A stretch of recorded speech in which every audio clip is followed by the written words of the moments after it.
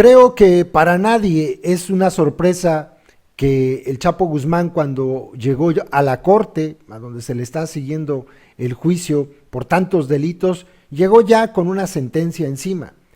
Pese a que se esté haciendo todo un show por el famoso juicio y que estén saltando por ahí algunos nombres y muchos más que el juez no ha permitido que se conozcan, sobre todo cuando se trata de políticos mexicanos, pese a toda esta parafernalia de llevarlo resguardado, cerrar puentes, cerrar calles, pues el Chapo va a ser condenado a cadena perpetua. Y con esto van a lavar sus culpas los políticos delincuentes de Estados Unidos, que también los hay y que indudablemente también participan en el negocio del narcotráfico. Hace unas semanas, antes que empezara el juicio, les comenté aquí que había un agente de la DEA, un ex agente de la DEA, que había dicho que la prueba más contundente que tenía el gobierno de Estados Unidos contra el Chapo no eran ni escuchas que hayan grabado de teléfonos, ni los testigos que lleven y cuenten que pues efectivamente el Chapo mataba gente, ni nada, absolutamente nada, incautaciones de drogas, eso no. La prueba más concluyente, la más fuerte que tiene el Chapo en su contra es su propia voz, su propia cara, parado frente a una cámara, contándole a Sean Penn y a Kate del Castillo que él es narcotraficante y que era muy pobre, que creció en Badiraguato y que vendía naranjas y que después tenía una flotilla de aviones, una flotilla de sumergibles, una flotilla de autobuses, que traficaba droga, y diciendo pues que el negocio nunca se iba a acabar porque mientras existiera del lado de los gringos la demanda, pues iba a existir la oferta, y la oferta pues él la llevaba con todo gusto para allá. Esa es la prueba más contundente que tienen contra el Chapo, y hoy la dieron a conocer. Mostraron a los jurados fragmentos de este video para que escucharan cómo el Chapo se autoincriminaba. Este video, que por cierto está publicado en YouTube y en muchos medios, fue ya corroborado como un video legítimo. O sea, si es el Chapo, si está hablando, y el FBI dijo, si es cierto, es él. Hoy que lo proyectaron para el jurado, el Chapo se quedó viendo la imagen, viendo cómo narraba sus orígenes, pensamientos sobre el negocio del narcotráfico, cómo explicaba de manera muy sencilla esta ley de oferta y demanda en el mercado, y después escuchar él mismo, en sus palabras, afirmar que cada vez el negocio del narcotráfico es más grande. Esa es la prueba más contundente. También el día de hoy apareció un testigo estelar contra el Chapo, Jorge Cifuentes, hermano de Pacho Cifuentes, quien fuera en su tiempo uno de los máximos líderes del cártel del Valle del Norte en Colombia, y que detalló su participación en lo que era la carrera de casi toda su familia. En el interrogatorio, el fiscal Adam Fels trató de llevar sus preguntas para que él empezara a narrar cómo fue que llegó a México, y entonces este dijo que fue enviado por su hermano en 1988 para coordinar los cargamentos de cocaína desde Colombia, y que llegaban, esto es interesante, a manos de Ismael El Mayo Zambada. Y pese a esto, porque aquí obviamente si llegaban a manos del Mayo, pues quiere decir que el jefe era el Mayo, pero pues lo presentan como testigo, y yo no sé si los jurados se puedan dar cuenta de esto, y en lugar de que la fiscalía pueda obtener un testimonio contundente, incriminatorio contra el Chapo, cuando este señor Jorge Cifuentes dice que la droga la mandaban desde Colombia para el Mayo, pues en lugar de ayudar a la fiscalía, le está beneficiando al Chapo. Esta tarea que él hacía en México consistía en supervisar las pistas donde aterrizaban los aviones, armar toda la logística y, ¿qué creen? Una cosa más, asegurarse que los mexicanos, los narcos mexicanos, no estuvieran borrachos. Afirmó que hubo una relación de negocios y amistad con Humberto, el Robachivas, y que fue tan exitoso el negocio que él logró parar para su propio beneficio una fortuna de unos $300 millones en 8 años, de 1990 a 1998, que trasladó unas 220 toneladas de cocaína, y que después el dinero que obtuvo lo empezó a invertir en negocios lícitos, los negocios donde se lava el dinero, empresas de construcción, inmobiliarias, y que hasta tenía por ahí invertido dinero en un negocio que se dedicaba a temas del cambio climático. Aseguró que también participaba en el apoyo a las fuerzas paramilitares de las autodefensas de Colombia contra las Fuerzas Armadas Revolucionarias, comprando unos 5,000 rifles AK-47 y unos 5 millones de rondas de municiones para estos grupos paramilitares allá en Colombia. Regresó a México en el año 2002 en busca de recuperar unos barcos atuneros de su socio Ojeda, cuya viuda Laura Vilés se los había encargado al Chapo, junto con una granja de avestruces, para emplearlos después en el transporte de cocaína. Dijo que conoció a Dámaso, el licenciado, gracias a la misma Avilés, ahora amante de Dámaso López, y con ello se armó la cita con la que por primera vez vio al Chapo, en un segundo aniversario después de haberse fugado la primera vez del penal.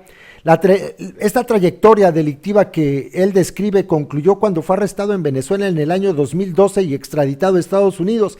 Al año siguiente se lo llevaron en 2013 y actualmente espera que su cooperación contra su viejo socio en este juicio sea recompensada con una reducción a su condena.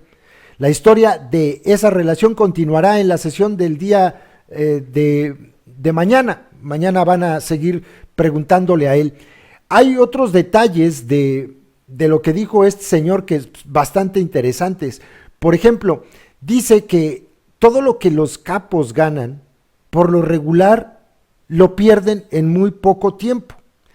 Él dice que se gastó todo su dinero en apuestas, antros, mujeres, y que ahora dice que está prácticamente en la pobreza. Yo no lo creo mucho. Por otro lado, y miren, tomando información de Notimex, también es interesante cómo el crimen organizado está metido hasta en el fútbol, algo que no es nuevo. El caso de Colombia es mucho más claro en este sentido, pues el propio capo colombiano Pablo Escobar tenía un equipo de fútbol. Bueno, pues en México también. Sucede que se presentó también como testigo por parte de la fiscalía una persona a la que le apodan el futbolista, se llama Tirso Martínez Sánchez. Él era distribuidor en Estados Unidos de los cárteles de la droga de México y contó que él en algún tiempo invirtió sumas multimillonarias en equipo de fútbol mexicano. O sea, él compraba equipos de fútbol mexicano. Este señor colombiano también dijo que fue dueño de equipos de fútbol profesional en Querétaro, en Celaya, en Irapuato, en La Piedad y en Mérida, y que todos fueron adquiridos con dinero que venía del tráfico de drogas. Dijo que los equipos los adquirió entre 2.2 millones de dólares, el más caro, Reboceros de La Piedad, un equipo que estuvo en primera división, Venados de Yucatán, el más barato, por el que pagó entre 600 y 700 mil dólares. Después los vendía, por ejemplo, a Reboceros de La Piedad lo vendió en 10 millones de dólares. Y después de liquidar a jugadores, empleadas, la ganancia neta de esta transacción por el equipo Reboceros de La Piedad fue de 4 millones de dólares. Así nomás, rapidito. En 2006, la Federación Mexicana de Fútbol descubrió que este señor estaba participando en el tráfico de drogas, o cuando menos era sospechoso, y que poseía franquicias de fútbol. Así que le propusieron comprarle sus activos, es decir, sus equipos en este deporte, por 10 millones de dólares. A este señor se le conoce precisamente como el futbolista porque estaba aficionado a este deporte. Dice este señor, hoy que habló también contra el caso del Chapo, que entre los ingresos brutos que tuvo por el tráfico de drogas, él pudo haber ganado en 3 años entre 40 y 50 millones de dólares. 50 millones de dólares. También era muy aficionado a los gallos, donde podía apostar sumas de hasta 100 mil dólares, que perdía mucho en los gallos, y que incluso en algunas peleas pudo haber perdido 2 y 3 millones de dólares. Eso apuestan los narcos en los gallos. Asimismo, dijo que su fortuna le permitió adquirir un restaurante en Tijuana, 4 negocios de venta de ropa, una avioneta, caballos, autos, así como una concesionaria de automóviles en Los Ángeles y un restaurante en el estado de Illinois, en los Estados Unidos. Me gasté todo el dinero en apuestas de gallos, caballos, propiedades, autos, fiesta y mujeres. Otro que dice exactamente lo mismo. Afirmó que ahora le quedan 5 activos, todos en México, una casa, un rancho, 3 terrenos, y que sumados todos tienen un valor de entre 2.5 y 3 millones de dólares. Este señor Martínez, el futbolista, fue arrestado en 2014 y extraditado a Estados Unidos, donde se declaró culpable un año más tarde de delitos que podrían significarle una pena de al menos 10 años de prisión o una cadena perpetua. Así es que por eso decide colaborar, debido a que ha sido testigo colaborador con la fiscalía. Él pretende que le puedan reducir su pena, y como está asistiendo a la escuela también dentro de la prisión, pues también espera que esto le ayude y le pueda hacer, le quiten algunos años de prisión. También debe pagar una multa para poder salir de la cárcel, si es que sale, de 2.3 millones de dólares. Y estos son algunos de los casos que se han ido revelando en contra del Chapo, pero hay un tema bastante importante en todo esto. Fíjense ustedes, este señor, el robachivas, Humberto Ojeda, el robachivas, habló de un caso que creo que nos debe preocupar a todos. Dijo que el Chapo se reunía con personal de Petróleos Mexicanos, que lo hacían y lo hicieron porque el Chapo pretendía que en buques de Petróleos Mexicanos se trasladara droga. El Chapo Guzmán, a finales del año 2007, cuando todavía era presidente el delincuente Felipe Calderón, trató de usar buques petroleros y desplazar cocaína desde Ecuador hasta los Estados Unidos. De acuerdo con lo que dijo Alan Führer, el periodista del New York Times, que está cubriendo el juicio allí en la sala, el Chapo estuvo presente en la reunión en las montañas del escondite secreto de que él tenía ya del cártel de Sinaloa, junto con un ejecutivo de Pemex llamado Alfonso Acosta.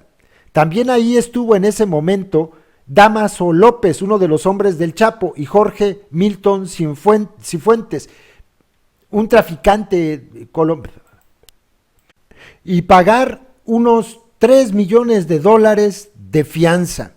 Miren, hay un tema que se discutió el día de hoy en el juicio del Chapo y que dio a conocer Alan Führer, el periodista del New York Times que está cubriendo todo el juicio desde allá, desde la sala en Brooklyn.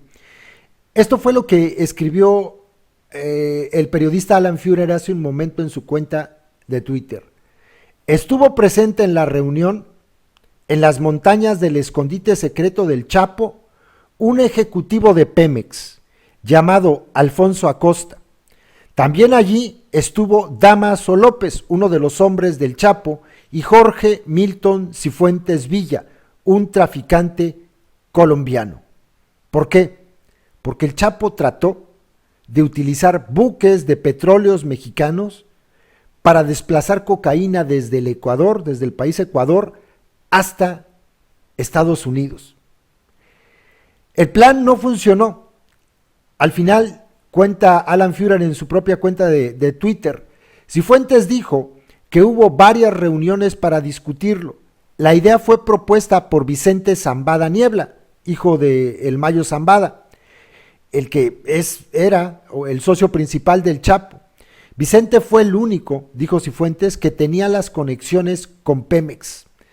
Damaso, el licenciado, el presunto autor intelectual del asesinato de Javier Valdés y que se ha declarado inocente de la acusación de acumular una fortuna multimillonaria a través del tráfico de toneladas de cocaína y otras drogas desde México a Estados Unidos, de ser declarado culpable, enfrentaría una posible sentencia a cadena perpetua.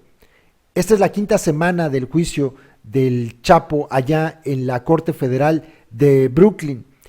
Damaso estaba en este lugar donde hubo una reunión entre directivos de Pemex, el Chapo y otros narcotraficantes, Damaso López incluido, para planear cómo llevar desde Ecuador cocaína a Estados Unidos.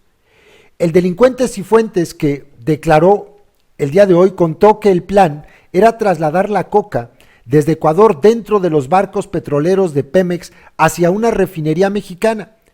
Se desconoce por qué se frustró el plan. La reunión se habría dado justo un año después de que Felipe Calderón lanzara su guerra contra las drogas el 6 de diciembre de 2006. En ese momento, un año después, la violencia ya se había disparado y miles de mexicanos estaban muriendo. En los siguientes años habría un reguero de muertos por todo el país. No es la primera vez que personal de Pemex es vinculado con narcotraficantes. En septiembre pasado, la revista Rolling Stone precisamente publicó un amplio reportaje donde señalaba que el cártel del Golfo controlaba el robo de combustible, las importaciones y exportaciones de petróleo y gas natural en el cruce fronterizo entre México y Estados Unidos. Todo en complicidad con cuerpos policiales, funcionarios de petróleos mexicanos y empresarios desde ambos lados de la frontera. Esta investigación del medio estadounidense, que después fue confirmado por el semanario Z, detalla que las autoridades petroleras están coludidas con el cártel Jalisco Nueva Generación, los Zetas, el cártel del Golfo y el cártel de Santa Rosa de Lima para el robo de hidrocarburos en diversas regiones del país. El día de hoy, el Chapo escuchó en el tribunal donde se celebra el juicio esta acusación. Allí estaba. Y ustedes saben quién era el director de Petróleos Mexicanos en ese año 2007, cuando, según este narcotraficante, existió esta reunión entre un alto directivo de Pemex y el Chapo Guzmán. Pues nada menos y nada más que Jesús Reyes Heroles. Él era director general de Pemex y lo ocupó desde el 1 de diciembre de 2006 hasta el 8 de septiembre del año 2009. Y la pregunta es, ¿Jesús Reyes Heroles no sabía? ¿Jesús Reyes Heroles González Garza no sabía? ¿O sí sabía y también pretendía participar? Porque la publicación después de la revista de Rolling Stone y el semanario Z confirma que existen nexos entre los cárteles y petróleos mexicanos. ¿Sabía o no sabía? Bueno, todo esto está ocurriendo en estos días en el juicio del Chapo. Vamos a seguir atentos a lo que pase y a ver de qué más cosas nos enteramos, de lo podrido que está pues prácticamente todos los ámbitos en la vida pública de México, ¿no? Pemex salió a relucir hoy, equipos de fútbol salieron a relucir hoy, o sea, ¿qué más hace falta, no? Políticos ya han dado nombres, todos están metidos en el crimen organizado.